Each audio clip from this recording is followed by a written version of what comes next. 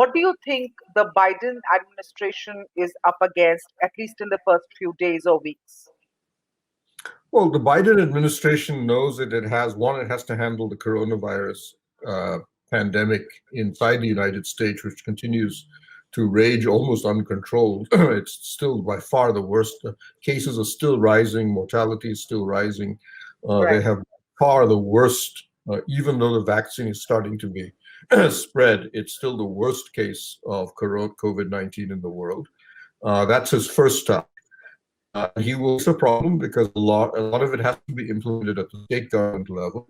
And a lot of the right-wing governors, for example, in Florida and so on, have resisted very strongly even basic measures, something such as masking, social distancing, and tracing, to respond to federal government requirements. There's a very strong anti-vaccination movement in the United States, much stronger than in almost any other developed world, which has to be resisted somehow. So that's going to be his first challenge. And Trump, of course, has encouraged a lot of this himself. He at least definitely has not come out in favor of a lot of the sort of commonsensical responses to COVID. Second, he then has to handle, as Ambassador mentioned, the fact that about 25 to 30% of the US population is now so strongly distrustful of the government and the establishment in Washington that it almost doesn't matter who's in power. They will follow almost any demagogue who comes their way. And it could be on the left-wing demagogue as well. Now, with Biden coming in, we all understand that the foreign policy of the United States not likely to change much, is what many experts tell us. But I'd like to speak to get Dr. Singh's opinion on it. So, what do you think in terms of foreign policy, and especially with regard to the Asia Pacific? What is the Biden administration what are the first steps of the Biden administration likely to do? So, Aditi, first thing I'd say is that every Indian government tries to build a strong relationship with whoever is the incumbent US president. And it was done with President Bush, it was done with President Obama, it was certainly done with President Trump. That's one thing. Second, we have to keep in mind that for the incoming Biden administration, domestic issues are going to be a priority. On November 8th morning, Indian time, when President-elect Biden gave his first victory speech, he identified 4 priorities: dealing with the pandemic, dealing with the economic situation, dealing with systemic racism in the US, and dealing with the impact of climate change. So these would be their priorities.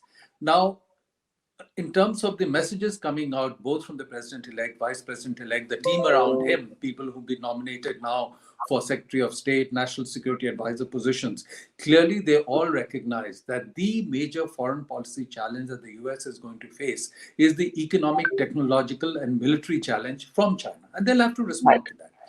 My own sense is that their rhetoric, the language may be a little softened compared to what we saw during the last 3 years of the Trump presidency. But the substance of the issues will remain, because China poses a major challenge to the US that the US has to deal with. And also, if the US wants to get the economy going, they need a certain amount of bipartisan support in the US Congress for whatever the administration wants to put forward. And the China challenge will provide a mechanism for generating bipartisan support in the US Congress. Because the Republicans, President Trump, Secretary Pompeo have come out very strongly against China. And if the Trump administration says, okay, we have a challenge from China, we need to work together, we need to revive the economy. And President-elect Biden himself has said that he's not going to enter into any new trade agreement until he revitalizes the competitiveness of the American worker, invest in infrastructure. So that will be a good strategy for them to build the bipartisan consensus. So I think that would be one. The second thing they'll have to deal with, how do they want to deal with Russia? Because the Democrats have been particularly upset with Russia since 2016, because they have assessed that Russia had intervened on behalf of President Trump. And then of late, you've seen another instance of hacking of major US tech companies. Microsoft had said that perhaps even their source code were attempted to be accessed. And that hacking in the US reporting is again linked back to Russia. So how to deal with that? They'll also have to work out how to deal with Iran, given the fact that the Republicans under Trump had taken a very hawkish position on Iran, contrary to what had been done in the Obama-Biden administration when the joint comprehensive plan of action had been worked out with Iran. So I think these are some of the foreign policy challenges that they will handle.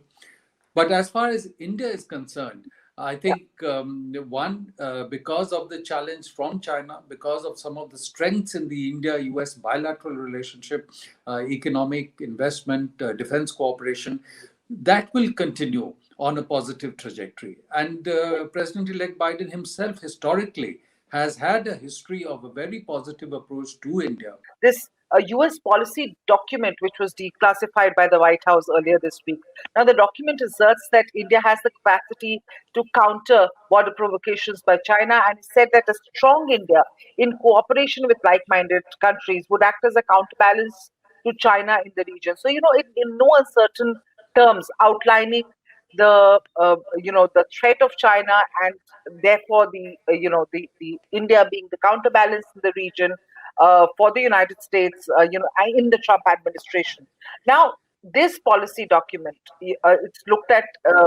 It's categorically says that the US should look at expanding its support for India's membership in the nuclear suppliers group and work towards, increased leadership role in the East Asia summit. Do you think the Biden administration is likely to continue this approach towards India? One, and two, there are people who say that, there are experts who believe that the Biden cabinet may get back to cozying up with the Chinese regime. Do you think that this is a possibility after the declassification of this document?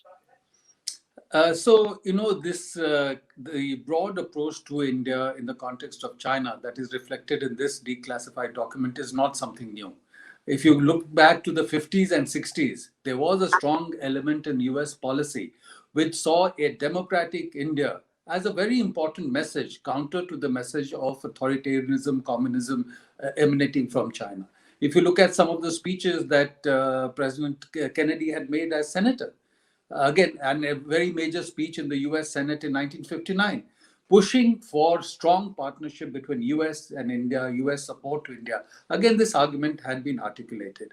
Of course, all this changed since 1971 and particularly since 1979, when US started working on engagement with China. And the advocacy was that with greater engagement with China, it would lead to political and economic liberalization in China.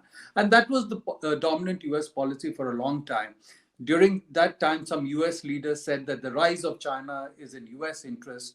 Technology releases were done for China. During the Reagan administration, some defense cooperation was also done with China.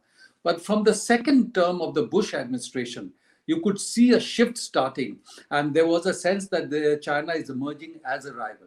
And once again, from that time, there was a sense that a stronger India would be a natural constraint on China, not to contain China, but sort of shape the environment around the rise of China. So, if President Bush did the civil nuclear cooperation agreement with India, it was a way of enabling higher level partnership between India and the US. At the time of President Obama, articulating support for India's permanent membership of UN Security Council, declaring India a major defense partner, pushing India's membership of all the 4 major export control regimes, international export control regimes, succeeding in 3 and not succeeding in the nuclear suppliers group because of the opposition from China. So what this policy document from the Trump administration has said, I would say, is a step-by-step building from the time of the George Bush administration to the Obama and now the Trump administration. And I think by bringing it out in the public domain, they've tried to lock in this policy. But if I look at the comments from the senior figures in the Biden administration, and many of them had been there also in the Obama administration, I'm confident that what is put down in this paper is the broad policy that will continue. In fact, it was in the Obama administration that the National Security Advisor had said that they see the rise of India to be in the US interest. And they see India as a net security provider in the region. So all that has come out now is in no way in conflict of the Obama-Biden administration. And therefore, I see it continuing in the Biden-Harris administration. Bye.